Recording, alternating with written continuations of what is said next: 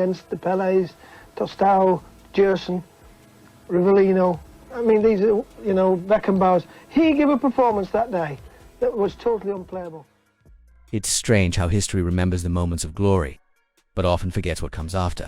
The celebrations, the medals, the images, frozen in time, they tell one story. But behind those moments, behind the smiles and lifted trophies, there are lives that continue long after the crowd has gone home. And sometimes, those lives are marked not by triumph, but by quiet, relentless tragedy. Alan Ball Jr. was one of football's brightest symbols of joy. The youngest player in England's 1966 World Cup winning squad, he was energy personified.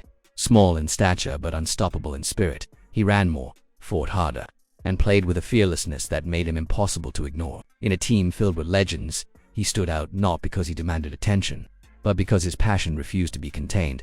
But what makes his story so haunting is not what he achieved on the pitch, it's what he endured away from it. Because for Alan Ball, life after glory wasn't a victory lap, it was a series of losses that would slowly reshape everything at the height of his career. Football was his world. He followed in the footsteps of his father, Alan Ball Sr., a respected footballer and manager in his own right.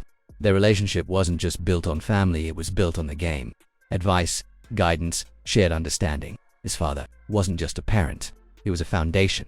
And then, in 1982, that foundation was suddenly gone. Alan Ball Sr. died in a car crash in Cyprus. There are losses that arrive with warning, and then there are losses like this, abrupt, final, impossible. To prepare for Ball, it wasn't just grief, it was disorientation. The man who had helped shape his journey, who understood the pressures and demands of football better than anyone, was no longer there. And yet, like so many from his generation, he carried on. That's what they did. No public breakdowns, no extended absences, just quiet endurance. The show went on, even if something inside had been permanently altered. Years passed, careers evolved.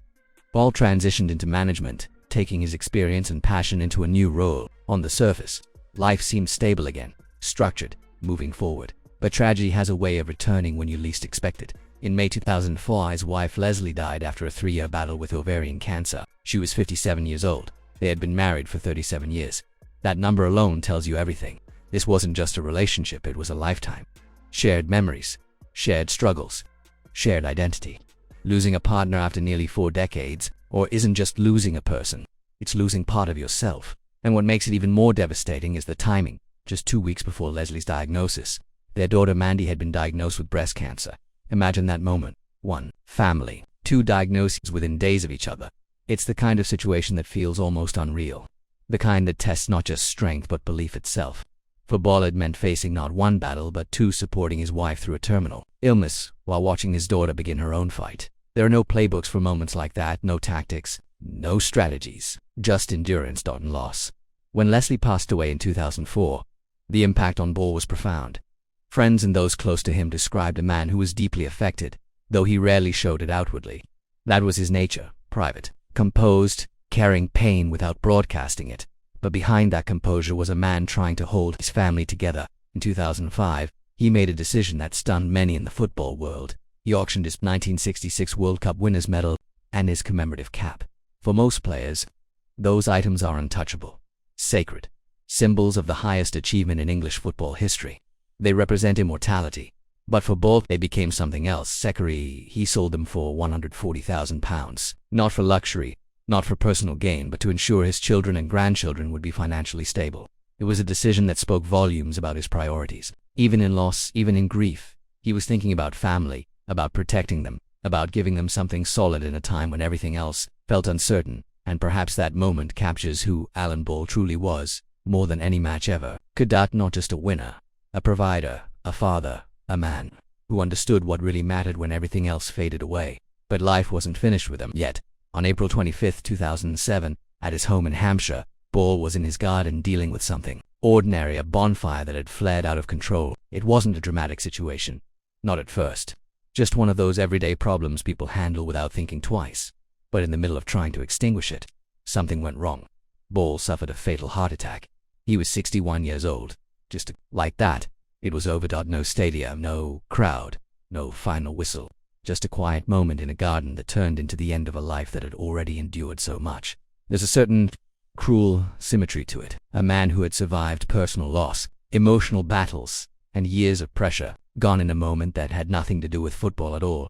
He became the second member of England's 1966 World Cup winning team to pass away following Bobby Moore, and with his passing, another piece of that historic team disappeared. But what makes Alan Ball's story linger isn't just a tragedy, it's the contrast, the image of the young, energetic midfielder in 1966, full of life, chasing every ball, representing hope against the reality of the years that followed. The losses, the responsibilities, the quiet sacrifices. It reminds us that the moments we celebrate are only fragments of a much larger story, that behind every iconic image is a human life, filled with challenges we rarely see. Ball never chased sympathy. He never turned his hardships into headlines. He lived through them the same way he played football, with determination, resilience, and a refusal to give up. But that doesn't make the weight of those experiences any lighter. If anything, it makes them heavier, because they were carried in silence. Today, when people speak about Alan Ball, they remember the World Cup, the energy, the legacy, and rightly so, but there's another story there too. A story of loss, of family, of quiet strength in the face of repeated tragedy. And maybe that's what makes it so powerful, because, in the end, Alan Ball wasn't just part of history, he was human. And sometimes, the most important stories aren't about what we achieve, but about what we survive. And even after everything he had endured, there was never a sense that Alan Ball saw himself as a victim. That was never part of his identity.